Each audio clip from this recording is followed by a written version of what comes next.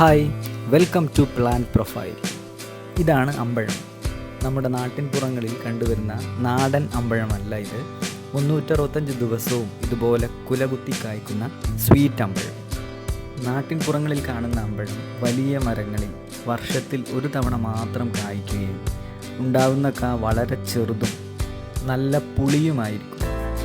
എന്നാൽ സ്വീറ്റ് അമ്പഴം ഇതുപോലെ ഗ്രോ ബാഗിൽ ബുഷാക്കി വളർത്താവുന്നതും നാടൻ അമ്പഴത്തെ അപേക്ഷിച്ച് വലിയ കായ്കളും മൂത്ത് കഴിഞ്ഞാൽ മധുരത്തോടുകൂടെയുള്ള പുളിയും അതിലുപരി 365 ദിവസം കായ്ഫലം തരികയും ചെയ്യും. ഒരു കൊമ്പിലെ കായ്ഫലം കഴിയുമ്പോഴേക്കും അടുത്ത കൊമ്പിൽ ഇതുപോലെ ഫ്ലവറിങ് തുടങ്ങിയിട്ടുണ്ടാവും. മൂക്കാത്ത അമ്പഴത്തിന് പുളിയാണ്, എന്നാൽ നാടൻ അമ്പഴത്തിൻ്റെ അത്ര പുളിയില്ല. മൂത്ത് കഴിഞ്ഞാൽ മധുരത്തോടു കൂടെയുള്ള ഒരു പുളിയാണ്. മാങ്ങയുടെ ഒരു ടേസ്റ്റും ഉണ്ടാവും. ചമ്മന്തി ഉണ്ടാക്കാനും അച്ചാറിടാനും അതുപോലെ ഉപ്പിലിടാനും സ്വീറ്റ് അമ്പഴം ബെസ്റ്റാണ്. സ്വീറ്റ് അമ്പഴം പഴുത്ത് കഴിഞ്ഞാൽ ഇതുപോലെ യെല്ലോ കളറിലേക്ക് വരും.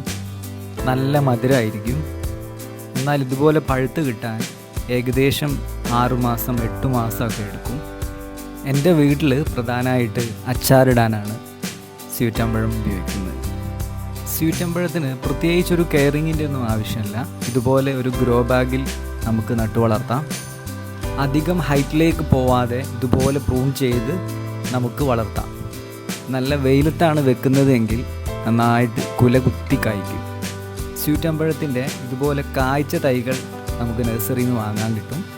250 രൂപ 300 രൂപ മതി ഇതുപോലുള്ള കായ്ച്ച തൈകൾക്ക്. എല്ലാവരുടെയും വീട്ടിൽ വെച്ചിരിക്കേണ്ട ഒരു ഫ്രൂട്ട് പ്ലാന്റാണ് സ്വീറ്റ് അമ്പഴം. അപ്പോൾ ഇതൊക്കെയാണ് സ്വീറ്റ് അമ്പഴത്തിൻ്റെ വിശേഷങ്ങൾ.